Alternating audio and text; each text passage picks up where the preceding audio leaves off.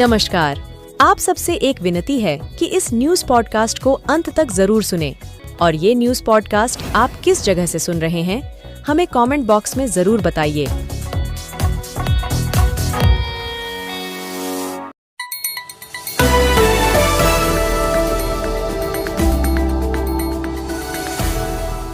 आइए नजर डालते हैं प्रदेश की उन 10 बड़ी खबरों पर जो आज सुर्खियों में रही। लोकसभा चुनाव की तारीखों का ऐलान चुनाव आयोग ने कर दिया है। बिहार में 7 चरणों में चुनाव कराए जाएंगे। पहले फेज में 19 अप्रैल को औरंगाबाद, गया, नवादा और जमुई में वोटिंग होगी। सबसे आखिरी फेज में 1 जून को नालंदा, पटना साहिब, पाटलिपुत्र, आरा, बक्सर, सासाराम, काराकाट, जहानाबाद में वोट डाले जाएंगे। बिहार में मंत्रियों के शपथ ग्रहण के 24 घंटे के अंदर ही सरकार ने विभागों का बंटवारा कर दिया। संतोष सुमन को 3 विभाग देकर हम सुप्रीमो जीतन राम मांझी की डिमांड पूरी कर दी गई। मंगल पांडे को फिर से स्वास्थ्य विभाग की जिम्मेदारी मिली है। विभागों के बंटवारे में सम्राट चौधरी से ज्यादा पावरफुल विजय सिन्हा को बनाया गया है। भोजपुर में बालू कारोबारी और ब्रॉडसन कंपनी के निदेशक पुंज कुमार सिंह और कृष्ण मोहन सिंह के ठिकानों पर ईडी ने छापा मारा। टीम भोजपुर के श्रीलाल वाटिका और धनबाद में भी छापेमारी कर रही है। पुंज कुमार सिंह पर 250 करोड़ से अधिक के राजस्व चोरी का मामला दर्ज है। कटिहार में ऑनर किलिंग का मामला सामने आया है। भाई, पिता और चाचा ने मिलकर नाबालिग बेटी की गला दबाकर हत्या कर दी। लड़की का अपने जीजा से अवैध संबंध था। घर में इसे लेकर अक्सर विवाद होता था। पुलिस ने इस मामले का खुलासा करते हुए नाबालिग के पिता को गिरफ्तार कर लिया है। पूर्व डिप्टी सीएम तेजस्वी यादव ने बीपीएससी शिक्षक भर्ती परीक्षा के पेपर लीक होने पर सवाल उठाए हैं। उन्होंने एक्स पर लिखा कि हमारी महागठबंधन की सरकार ने 17 महीने में 4 लाख नौकरियां दी। कभी भी किसी नियुक्ति परीक्षा में पेपर लीक नहीं हुआ। बीपीएससी पेपर लीक मामले में पुलिस ने हजारीबाग से अब तक 5 लोगों को गिरफ्तार किया है। बिहार महागठबंधन के सहयोगी दल भाकपा माले ने लोकसभा की 8 सीटों पर दावा ठोका है, जिसमें आरा, सिवान, काराकाट, कटिहार, पाटलिपुत्रा, जहानाबाद, नालंदा और वाल्मीकि नगर शामिल है। माले का कहना है कि उन्हें सम्मानजनक समझौता चाहिए। पूर्णिया की शमा परवीन ने रोजा में अपने पति को उसकी भाभी के साथ आपत्तिजनक स्थिति में पकड़ा था। शमा के पति शमशीर उल हक ने अपने परिजनों के साथ मिलकर पत्नी की गला दबाकर हत्या कर दी थी। 1 साल बाद भी स्थानीय पुलिस के एक्शन नहीं लेने पर अब शमा के माता पिता ने बिहार महिला आयोग का दरवाजा खटखटाया है। होली में पटना आने वाली फ्लाइटों का किराया बढ़ गया है। विमान कंपनियों ने किराए में 5 गुना इजाफा किया है। दिल्ली से पटना आने वाली इंडिगो का अधिकतम किराया 15,298 रुपए है, जबकि 24 मार्च का 16,000 है। बिहार में बड़ा प्रशासनिक फेरबदल किया गया है। 71 डीएसपी और बिहार प्रशासनिक सेवा के 3 अफसरों का ट्रांसफर किया गया है। गृह विभाग की ओर से इसकी अधिसूचना जारी कर दी गई है। पूर्णिया में पत्नी ने अपने प्रेमी के साथ मिलकर इंजीनियर पति की हत्या कर दी। मृतक प्रदीप कुमार मेहता कोल इंडिया में उत्तर प्रदेश में सरकारी इंजीनियर थे। पत्नी के अफेयर से परेशान होकर नौकरी छोड़कर वापस आ गए थे। पुलिस ने आरोपी पत्नी को गिरफ्तार कर लिया है। प्रेमी फरार है। लोकसभा चुनाव के लिए 3 बजे शुरू हुई चुनाव आयोग की प्रेस कॉन्फ्रेंस फिलहाल जारी है। इस प्रेस कॉन्फ्रेंस में मुख्य चुनाव आयुक्त राजीव कुमार के साथ दोनों नए इलेक्शन कमिश्नर भी शामिल हुए। प्रेस कॉन्फ्रेंस में लोकसभा चुनाव के साथ 4 राज्यों आंध्र प्रदेश, उड़ीसा, अरुणाचल प्रदेश और सिक्किम के विधानसभा चुनावों की तारीख का भी ऐलान किया गया। लोकसभा चुनाव 7 चरणों में होगा। पहले चरण का मतदान 19 अप्रैल को होगा, वहीं आखिरी चरण का मतदान 1 जून को होगा। लोकसभा चुनावों के साथ साथ 4 राज्यों की विधानसभाओं का रिजल्ट 4 जून को घोषित किया जाएगा। बिहार में कल नीतीश सरकार के कैबिनेट विस्तार के बाद आज मंत्रियों के बीच विभागों का बंटवारा भी कर दिया गया है। सीएम नीतीश कुमार ने गृह विभाग के अलावा सामान्य प्रशासन, निगरानी, निर्वाचन और मंत्रिमंडल सचिवालय विभाग अपने पास रखा है। इसके अलावा जिस विभाग की जिम्मेदारी किसी मंत्री को नहीं दी गई, वो भी सीएम के पास ही रहेंगे। डिप्टी सीएम सम्राट चौधरी के पास वित्त विभाग, जबकि दूसरे डिप्टी सीएम विजय कुमार सिन्हा के पास पीडब्ल्यूडी और युवा विभाग है। मंत्री विजय चौधरी के पास जल संसाधन और संसदीय कार्य विभाग की जिम्मेदारी है, जबकि डॉक्टर प्रेम कुमार के पास सहकारिता विभाग और पर्यावरण जलवायु विभाग की जिम्मेदारी है। लोकसभा चुनाव 2024 के प्रचार के लिए प्रधानमंत्री नरेंद्र मोदी आज चुनावी दौरे पर हैं। आज उन्होंने तेलंगाना के नगर कुर्नूल में एक रैली को संबोधित किया। यहां पीएम ने लोगों से कहा कि तेलंगाना में लोग बीआरएस के खिलाफ गुस्से से भरे हुए हैं। लोगों ने मोदी को फिर से लाने का फैसला सुना दिया है।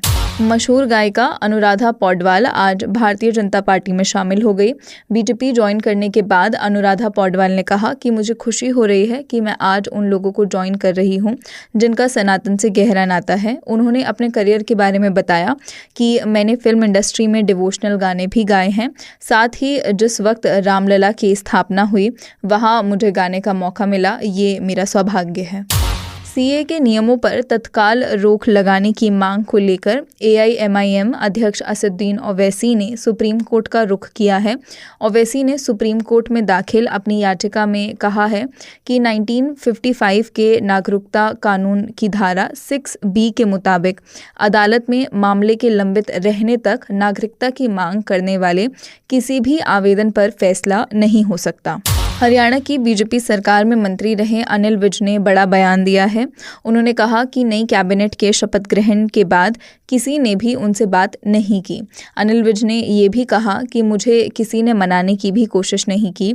हरियाणा में कई बार सत्ता में रह चुके इंडियन नेशनल लोकदल ने सभी 10 लोकसभा सीटों पर अकेले चुनाव लड़ने का निर्णय लिया है। इनेलो के राष्ट्रीय उप प्रधान प्रकाश भारती ने प्रेस कॉन्फ्रेंस कर बताया कि कुरुक्षेत्र लोकसभा से पार्टी के राष्ट्रीय महासचिव अभय सिंह चौटाला चुनाव लड़ेंगे।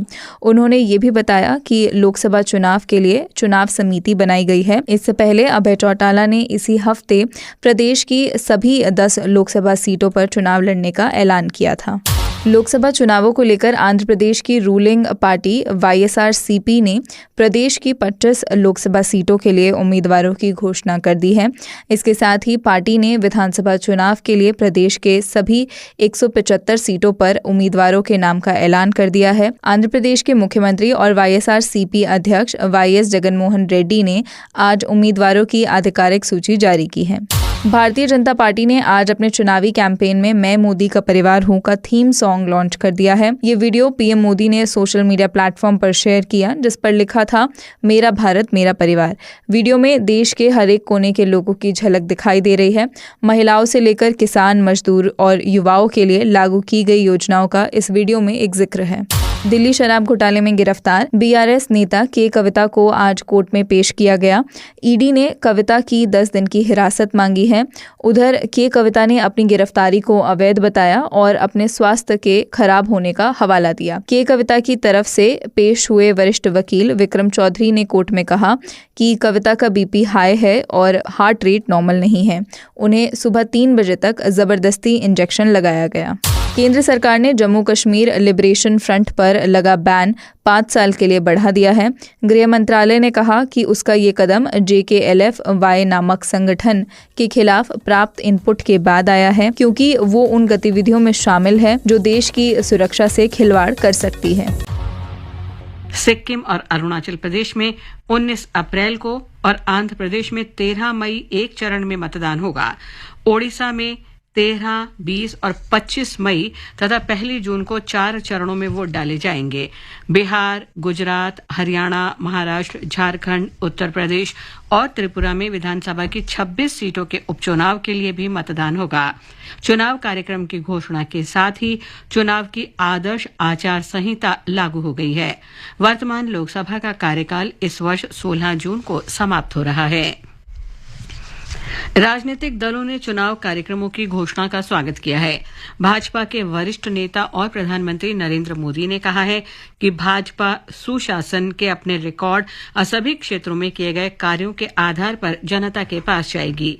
10 वर्ष पहले जब उन्होंने कार्यभार ग्रहण किया था, तब देश की जनता के साथ धोखा हुआ था और कोई भी क्षेत्र घोटालों और गलत नीतियों से अछूता नहीं रह गया था। प्रधानमंत्री ने कहा कि 140 करोड़ जनता की शक्ति से राष्ट्र विकास के नए रिकॉर्ड बना रहा है और देश 5वीं सबसे बड़ी अर्थव्यवस्था बन गया है। कांग्रेस अध्यक्ष मल्लिकार्जुन खड़गे ने कहा कि लोकसभा चुनाव भारत के लिए न्याय के द्वार खोलेंगे। उन्होंने कहा कि शायद ये लोकतंत्र बचाने का अंतिम अवसर होगा।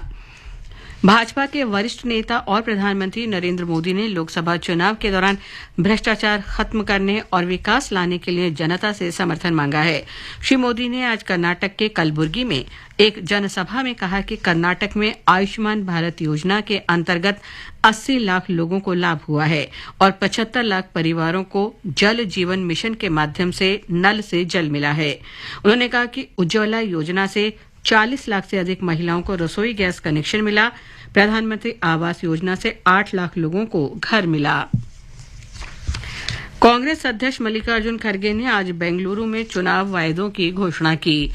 पार्टी के प्रदेश अध्यक्ष डी.के. शिवकुमार और मुख्यमंत्री सिद्धरमैया की उपस्थिति में पत्रकारों को संबोधित करते हुए उन्होंने कहा कि कांग्रेस ने मतदाताओं से जो वायदे किए हैं उनमें श्रमिक न्याय और हिस्सेदारी न्याय शामिल है। दिल्ली की एक अदालत ने भारत राष्ट्र समिति बीआरएस की नेता के कविता को दिल्ली आबकारी नीति मामले में 23 मार्च तक प्रवर्तन निदेशालय की हिरासत में भेज दिया है। निदेशालय ने सुश्री कविता को कल गिरफ्तार किया था। उन पर दिल्ली आबकारी नीति मामले में आम आदमी पार्टी के शीर्ष नेताओं के साथ साजिश रचने का आरोप है। दिल्ली की राउज एवेन्यू अदालत ने आज मुख्यमंत्री अरविंद केजरीवाल को अग्रिम जमानत दे दी।